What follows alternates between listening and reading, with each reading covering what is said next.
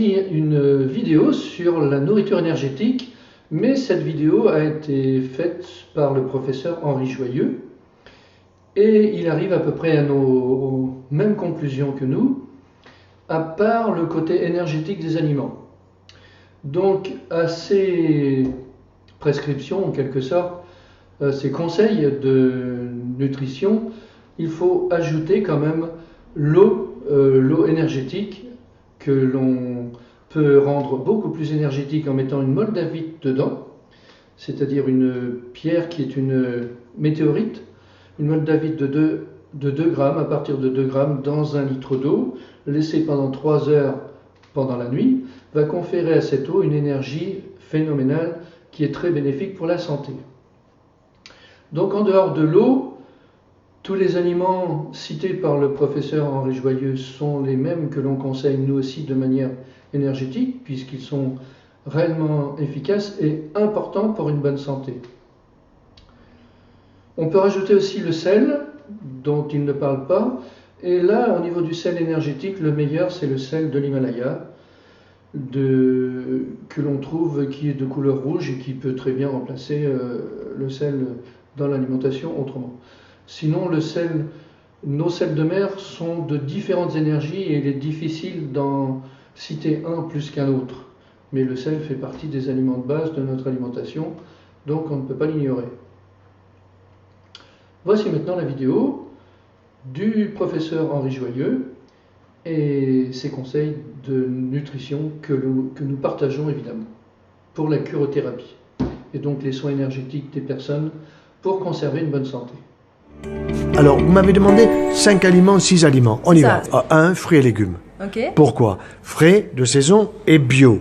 Agriculture biologique de proximité. Nous sommes en ce moment en Belgique. Je ne vais pas vous dire d'aller prendre des fruits du Languedoc-Roussillon, mais pour prendre des oranges et des mandarines, il faut aller en Espagne ou il faut aller au Maroc, n'est-ce pas? Bon, ça, c'est logique. Mais vous prendrez du bio. Et du bio labellisé correctement. C'est-à-dire pas du bio de tricherie. Parce qu'il y a aussi de la tricherie. Bon. Ensuite, fruits et légumes, pourquoi? Parce que vous avez des fibres, parce que vous avez le meilleur sucre, parce que vous avez les oligoéléments, parce que vous avez de l'eau. Et quand il y a la canicule, c'est pas des brumisateurs qui sont utiles, c'est de consommer des fruits. Des poires, des pommes, des oranges, des pêches pendant l'été, il y a tout ce qu'il faut. La nature est merveilleuse. Et vous allez bien les mastiquer. Parce que ceux qui nous écoutent, ils ont des dents, et les dents ne sont pas faites que pour la photo, sont faites pour mastiquer, faire venir la salive, mélanger le morceau de pomme, de poire, de kiwi ou autre, ou de mandarine avec la salive, pour avoir déjà un bon régal dans le palais des saveurs, et que ça arrive sous forme pâteuse, sous forme liquide, au niveau de l'estomac, et le reste du tube digestif fera son travail. Ok, super. Voilà. Ensuite, les autres? Les produits de la ruche. D'accord. Savez-vous que les abeilles, c'est Einstein qui disait, on ne sait pas très bien, mais c'est intéressant quand même, il a été dit qu'Einstein disait, le jour où les abeilles vont disparaître, il restera 4 ans à l'humanité. Bon, c'est pas tellement juste, elles ne sont pas en train de disparaître, mais on est en train de les abîmer. Qui les abîme? C'est pas les reines. Ce sont les hommes, bien sûr. Oui, voilà, ce sont les hommes, vous avez raison. Mais ce sont les hommes avec l'agriculture productiviste. Et cette agriculture productiviste, il faut l'arrêter. Et là, nous sommes en Belgique, nous sommes au centre de la communauté européenne, il faudrait qu'elle fasse un petit peu son travail. Et qu'elle tape sur les doigts des Allemands là-dessus, qu'elle tape sur le doigt des Français. Nous ne voulons plus des pesticides qui sont des perturbateurs endocriniens. Et ces perturbateurs endocriniens, ils abîment nos abeilles. Alors qu'est-ce qu'elles nous apportent? Les produits de la ruche, du miel. Excellent. C'est pas du miel de Chine. C'est pas du miel qui vient de très loin. Non, du miel de chaque région. Là aussi, c'est du miel bio, évidemment. Bien sûr, mais bien entendu. Alors, faire attention à ça. Tout à fait. Donc, du miel qui peut être toute fleur, qui peut être de thym, de romarin, de tout ce que vous voulez. Il y a toutes les possibilités aujourd'hui, et si possible, bio. Ensuite, évidemment, vous avez d'autres produits. Vous avez les pollens. Pollen excellent pour la santé. Pollen de cis, s'il y a des problèmes urinaires, problèmes pour la régulation du tube digestif, problèmes de saule au niveau de la vision, au niveau de notre rétine. Donc, et puis, vous avez également, évidemment, la propolis. Les gens ne connaissent pas très bien, mais c'est en train d'arriver. C'est quoi? La propolis, c'est l'intérieur de la ruche qui permet à la ruche d'être plus stérile que mon bloc opératoire. Dans un bloc opératoire, croyez-moi, nous les chirurgiens, nous ne sommes pas stériles, bien évidemment, mais l'ambiance est stérile. Nous sommes habillés, masqués, casqués, etc. pour protéger le patient. Bon, eh bien, dans la ruche, formidable. Les abeilles, c'est une véritable société géniale. Vous avez une reine et puis vous avez des ouvrières. Chacun son boulot. Les unes vont faire du vent, les autres vont aller chercher de l'eau, les autres vont aller chercher évidemment des pollens, les autres vont aller chercher tout ce qu'il faut pour aller faire du sucre et les autres vont... Elles s'organisent, quoi. Elles s'organisent. C'est une société. Elles ne se disputent pas. Mais il n'y a pas de reine, il y a un chef. Et un chef qui fait le boulot correctement parce que, et ça c'est intéressant, quand la reine est nourrie par la gelée royale, c'est le troisième élément, le miel, la propolis et la gelée royale, eh bien elle va avoir un corps et un cerveau de reine. Si vous nourrissez une petite abeille avec autre chose que la gelée royale, elle restera une petite abeille ouvrière et fera son boulot. Et du coup, qu'est-ce que ça apporte justement de consommer du miel dans Alors, le miel, ça va être le meilleur sucre. Oui. Le meilleur sucre, c'est pas le sucre Saint-Louis, c'est pas les sucres raffinés, c'est le miel, mais pas un miel chauffé. Donc vous prenez du thé, vous prenez du café, vous prenez du thym, du chocolat, il vous faut le sucré. Ok, mais moi je vais vous dire comment je fais. Je prends de l'énergie vitale, ça veut dire un mélange de chocolat. de chocolat, Je connais, hein. mais voilà. Et l'énergie vitale, il y a du miel, de la propolis, de la gelée royale, du ginseng, de la papaye et de la cérola. Je prends ça dans mon palais des saveurs, je le garde tandis que je fais chauffer l'eau pour avoir mon café ou mon chocolat. Et là, la salive va arriver parce que c'est assez sucré. Je me régale, joue droite, joue gauche. Je remercie les abeilles pour le boulot qu'elles font pour ma santé. Et puis, quand mon eau est chaude, je vais avaler tranquillement. Donc, le goût sucré, j'ai plus besoin d'ajouter du sucre dans mon café, dans mon chocolat ou dans mon thé. Vous comprenez? Ça, c'est un élément important. Et alors, la propolis, quel est son intérêt? Antibiotique, anti-infectieux, antiviral, anesthésique. Vous allez chez le dentiste, vous sortez de chez le dentiste, on vous a fait une avulsion, un problème de soins, on va vous dire, ah ben voilà madame, il vous faut prendre antibiotique pendant 5 jours, cortisone pendant 5 jours. Non, pas besoin. Économie, madame la ministre. On va mettre un petit peu de pâte à la propolis sur une propolis qui a été évidemment purifiée, sur la zone opératoire. Vous allez moins souffrir, vous n'avez pas un gonflement parce que c'est anti-œdémateux. Et donc, économie et en même temps, extrêmement agréable à supporter. Vous avez par exemple un problème d'ésophagite, de brûlure après les repas, de reflux. Il faut sucer de la propolis, pas croquer, sucer. Ça se mélange à la salive, ça va descendre le long de l'ésophage, ça va aider, si vous voulez, à supprimer l'inflammation, les douleurs et même les hélicobactères pylori, si en plus on a une alimentation adaptée, je l'ai dit avec les fruits et légumes qui étaient le premier. Super, donc fruits et légumes en premier, Oui. Produits de la ruche en deuxième, et ensuite... Attendez, il y a les venins, on n'a pas oublié le D'accord. venin. Mais le venin, ça c'est pour l'apipuncture, ça c'est un peu spécial. Ah oui, oui. Pas acupuncture, mais apipuncture, pour des gens qui ont des problèmes de neurologiques, de sclérose latérale amyotrophique, de sclérose en plaques. Ça peut être utile, il y a eu des cas où ça a été efficace, ça n'est pas toujours efficace, il n'y a pas d'études randomisées, mais c'est vraiment intéressant, peut-être d'essayer, il faut trouver un bon apiculteur qui va vous aider et vous piquer au bon endroit en fonction de votre difficulté de bras, de jambes ou d'ailleurs. D'accord, ok. En troisième position, on va mettre l'œuf, les cocottes. Les cocottes belges, françaises, allemandes, européennes, américaines, bio, s'il vous plaît, qui sont dehors, qui ne sont pas en cage à se bouffer les unes les autres, elles pondent des œufs.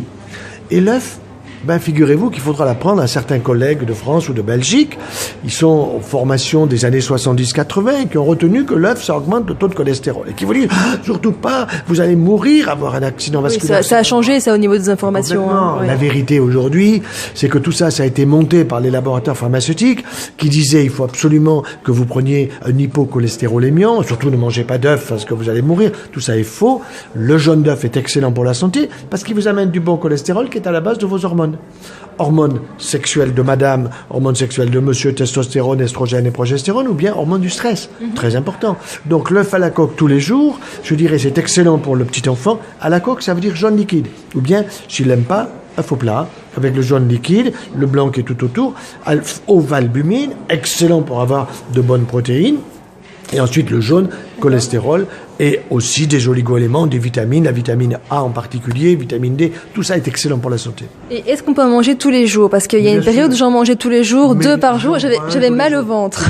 Oui, j'avais des crampes. Non, mais vous avez des crampes parce que vous ne le prenez pas peut-être au bon moment. Parce que le matin? Oui, d'accord. C'est bien de le prendre le matin. Mais à jeun. Il faut peut-être... Voilà, il est à jeun. Mais vous voyez, vous avez dit à jeun. Vous avez tort. Ah, ok. Il faut que ça soit... D'abord les fruits, après les œufs. Et voilà, vous avez tout à fait compris. Le sucré, le salé.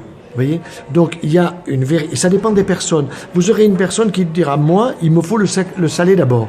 et moi, il me faut le sucré. Eh ben, c'est les habitudes, hein, en général. Habitude et aussi votre estomac qui vous parle. Quand vous me dites, moi, je ne le supporte pas en le prenant trop tôt ou trop tard, ben, je vous crois. Donc, je me dis, ne le prenez pas à ce moment-là. Il ne faut pas être un taliban et mettre une pendule pour dire, je vous oblige à ça. Ça, c'est totalement abusif. Mais 2 ou 3 par jour, c'est pas trop, alors? Ah non, attends, non. Parce que moi, j'en mangeais 2 ou 3, hein, quand même. Mais non, mais là, vous exagérez. Non, 1 par jour. 1 par jour. Pas plus que 1 par jour. Les cocottes, elles en pondent 1. Elles n'en pondent pas 4. Ah, ok. D'accord. Bon, une cocotte en pond 1. Donc 1, c'est bon, 1 par jour. Bon, 3, c'est trop. Là, c'est sûr. C'est très riche. Maintenant, 2, si vous voulez, dans des circonstances plus ou moins exceptionnelles, ou des personnes âgées, dans les maisons de retraite. Excellent pour la santé, je répète, jaune, liquide. Ça, c'est le point essentiel. C'est pas l'œuf dur. Puis c'est riche en protéines aussi, hein. Bien sûr. Les œufs. Pour ceux qui font du sport, justement. Par l'eau, valbumine. Alors, ceux qui font du sport, parfois, j'en ai connu, qui prennent le blanc d'œuf, et ils font une montagne de blanc d'œuf pour avoir de l'albumine à fond, et ils laissent le jaune. Mais c'est aberrant, complètement aberrant. Oui, parce qu'il y a aussi une idée reçue par rapport à ça qu'il faut énormément de protéines pour se muscler, mais ça c'est aussi une idée abusif. Un petit peu obsolète. Pour avoir de bonnes protéines, il faut faire beaucoup de sport, beaucoup d'exercices. Il faut effectivement manger des protéines, mais végétales, meilleures que les protéines animales. Vous en avez dans le pain, des protéines végétales. Dans le pain? Mais bien sûr. D'accord. Bien sûr. Sans gluten, évidemment. Le pain sans gluten. Ah, sans gluten. Non, mais même avec du gluten, parce que le gluten, ce sont de bonnes protéines, mais il faut aller à Cucugnan. Cucugnan va venir en Belgique, vous êtes belge, vous n'avez pas encore le bon pain, il va arriver à Charleroi, je vous l'annonce. D'accord. À Charleroi, vous allez avoir... C'est un peu loin de Bruxelles, hein, Bruxelles-Charleroi. Non. En Belgique, c'est tout petit, la Belgique. Hein. Bon, donc, il y aura une voiture qui viendra de Charleroi et qui vous apportera le pain à la maison. Voilà. Bon, donc, vous voyez, ça, c'est les céréales, puisque j'avais dit les fruits et les légumes, mais on peut ajouter les céréales parce qu'il y a des protéines dans les céréales. Ok. Donc les céréales, c'est bon, parce que on entend aussi beaucoup d'idées par rapport à ça. J'ai pas dit Kellogg's. Pas de Kellogg's. C'est plein de sucre. C'est pas trop complexe à digérer, les céréales? Non, ça dépend lesquelles. Si vous avez un bon pain bio issu des semences anciennes... Non, avec gluten. Pourquoi du sans gluten? Non, attention. Ça, c'est une tendance excessive. Et alors, maintenant, votre génération de jeunes femmes, c'est « Ah, je suis sans gluten et toi, tu n'es pas encore sans gluten. » C'est une espèce de mode. Non, c'est exagéré. C'est juste quand c'est du mauvais pain, mais c'est faux quand c'est du bon. Donc c'est quoi un bon gluten, par exemple? Alors, le bon gluten, ce sont les semences anciennes avec un blé qui vous arrive aux épaules parce que vous êtes adulte et pas aux genoux. Le blé de Monsanto, c'est du mauvais gluten parce qu'il vous arrive aux genoux et il n'est pas bon pour votre tube digestif. Il vous donne ce qu'on appelle un leaky gut, c'est-à-dire un intestin qui est poreux et qui va laisser passer des mauvaises molécules. Donc, celui de Monsanto, vous le laissez à Monsanto. D'accord? Donc, par exemple, pour que ce soit clair, la farine d'épeautre, par exemple, c'est très bon. Le mieux étant le petit épeautre. Le petit épeautre, c'est ça, exactement. Incontestablement. Mais il faut faire attention parce qu'il y en a qui trichent en donnant du petit épeautre alors que c'est du grand épeautre. Dans un magasin bio également, alors bien. Oui, alors dans un magasin bio, il faut demander du petit épeautre. À ce moment-là, il faut faire son pain soi-même. Mais ça viendra, comme je vous l'ai dit, la Belgique, vous aurez du bon pain. Ça va pas tarder. Un petit peu de patience. Ok, super. D'accord. Donc les céréales en plus. Mais est-ce que les céréales, par exemple, ça peut être aussi... qu'est-ce qu'on a d'autre comme céréales? On a le pain, le sarrasin. Le sarrasin. Vous avez le sarrasin, vous avez le quinoa, tout ça c'est excellent. Et arrosé d'huile d'olive, on va y venir. Le matin, qu'on prend avec un peu de... Mais prenez votre tartine, une tartine de pain des fleurs. Si vous n'avez pas le pain dont je parlais avec du bon gluten, c'est ce que je prends assez souvent, quand je n'ai pas du pain de Cucugnan, je vais prendre, ce matin, j'ai pris 2 tartines de sarrasin avec une bonne confiture de prunes dessus, qui était absolument excellente, confiture faite à la maison. Voilà, vous voyez? Ok. Voilà. Ok, donc les céréales aussi. Oui. Qu'est-ce qu'on a d'autre? Alors maintenant, nous allons passer aux poissons et aux fruits de mer. Alors vous allez me dire que la mer, elle est polluée, la mer Baltique, la Méditerranée, les océans sont pollués, c'est vrai. Mais il y a la bonne cuisson qui sauve tout. Par la cuisson, vous allez faire fondre les cochonneries qui sont des perturbateurs endocriniens. Vous avez là-dedans aussi bien des métaux lourds que des véritables perturbateurs endocriniens que sont les pesticides, insecticides, qui sont dans la véritable terre, malheureusement, qui est une terre qui est rendue souvent hypofertile, contrairement à ce qu'on nous fait croire, où on n'a plus de vers de terre, qui est une terre abîmée, si vous voulez, et ces pesticides qui sont arrosés dans l'agriculture productiviste, ils finissent à la mer. Et donc à la mer, on les retrouve dans les poissons. Et comment éliminer le pesticide perturbateur endocrinien du poisson? C'est la cuisson à la vapeur douce. Vous allez le faire transpirer comme si vous allez au hammam, comme si vous allez faire du sport, courir, bouger, transpirer. Ça c'est bon, ça le hammam pour éliminer le sauna hammam. Seulement au hammam, vous bougez pas. Moi j'aimerais qu'il y ait des vélos dans le hammam. Ah oui? C'est-à-dire que dans le hammam, on pédale pour pouvoir transpirer en plus de la chaleur humide qu'il y a dans le hammam. Mais très souvent, les gens qui sont dans le hammam, ils sont un peu en surpoids. Hein. Vous voyez ce que je veux dire? Et les femmes, ce qui est intéressant, c'est quand une femme a 5 kilos de trop, elle vous dit qu'elle en a 10. Et un monsieur qui en a 10 de trop, il vous dit qu'il en a 5. Voilà. Voilà. Alors, poissons et fruits de mer, excellent pour la santé. Donc, cuire à la poêle, par exemple, à l'ancienne, c'est pas trop, non, parce que ou alors en papillote, on va vous dire, ça c'est dans l'aluminium, c'est pas excellent. Non, c'est cuisson à la vapeur douce avec un appareil très simple qui s'appelle soit le Vapoc, Vapoc, on trouve ça sur Internet, soit le vitaliseur, qui est excellent pour la santé, que nous utilisons en famille depuis 85, le siècle dernier, vous voyez. Et avec ça, on se retrouve en pleine forme. Alors, cinquièmement, les produits de l'olivier. Je suis en train de terminer un bouquin là-dessus. Les produits d'olivier, c'est quoi? C'est pas que l'huile d'olive. Vous avez l'olive, qui est excellente pour la santé. C'est du bon gras, ça. Hein. Voilà. Plutôt la noire que la blanche, qui a plus de polyphénol dedans. Les polyphénols, c'est un peu des produits que l'on retrouve dans le vin, les tanins, on appelle ça. Quand vous dites blanche, c'est verte en fait. Oui. Pour Verte, non, j'ai dit olive noire. Oui, c'est ça, c'est mieux l'olive noire que l'olive blanche. Verte, mais l'olive blanche, c'est la verte. C'est égal à vert. Oui, c'est la verte. Oui. C'est-à-dire que la noire contient plus de polyphénol que la verte. Oui. Tout à fait. Bon, vous avez l'olive, excellent pour ouvrir l'appétit. Bon, et puis vous avez l'huile d'olive, et là vous avez différentes huiles d'olive, des huiles qui peuvent être très concentrées et que vous pouvez trouver dans des pays étrangers, même en France, en Provence, vous avez d'excellentes huiles d'olive. Et vous avez aussi les feuilles d'olivier. Les feuilles d'olivier, pourquoi faire?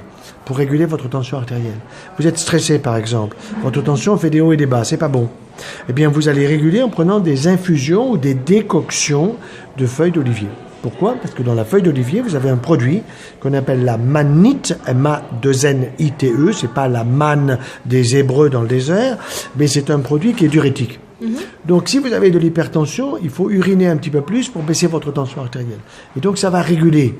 Et ça, les cardiologues ne le savent pas. Alors, il ne s'agit pas d'aller contre les cardiologues, il s'agit de dire aux cardiologues, une petite hypertension chez quelqu'un qui est stressé, eh bien, il faut l'aider à réguler. Pour ça, commencer par une infusion de feuilles d'olivier. Ah, c'est ça. Des feuilles de l'année. En infusion, alors. En infusion. Okay. Des feuilles de l'année, 10 minutes d'infusion, plutôt de l'année, parce que les feuilles d'olivier, elles durent à peu près 3 ans. Donc, prenez des feuilles de la première année, si vous voulez, parce qu'à la 3e année, il y a moins de ce bon produit qu'est la mannite dans la feuille. Voilà. Donc, en résumé, nous avons le miel, nous avons l'olive, l'huile d'olive, nous avons les œufs, car effectivement, le jaune d'œuf est très énergétique, sous réserve que tout ça soit naturel, de même que les fruits et légumes, de même que les poissons qui sont effectivement dans la nature, mais polvés, on peut les dépolver effectivement les cuisant à la vapeur froide, enfin du moins à faible température. Et puis bien sûr le pain en grain, qui est la meilleure protéine qui puisse être de manière naturelle. Ajoutons à cela bien sûr l'eau, comme j'ai dit au début. L'eau énergisée, soit elle est filtrée par des membranes, c'est la meilleure manière pour filtrer, soit elle est énergisée, soit les deux, à la moldavite éventuellement. Mais l'eau est importante évidemment dans l'alimentation. Sel, je vous l'ai dit, le sel de l'Himalaya au début, mais déjà, si on prend l'habitude aussi, une habitude très importante, de mastiquer en passant les aliments d'un côté sur l'autre. Faites l'expérience, vous allez voir qu'en passant les aliments d'un côté de la bouche sur l'autre côté de la bouche avant de l'avaler, mais on en consomme 2 fois moins. C'est-à-dire on a l'impression de manger 2 fois plus. Et par conséquent, notre santé et nos kilos vont en être que mieux. Du moins la quantité alimentaire nécessaire. Tout en absorbant encore plus l'énergie, tout en la digérant encore mieux, bien entendu. Merci de votre attention.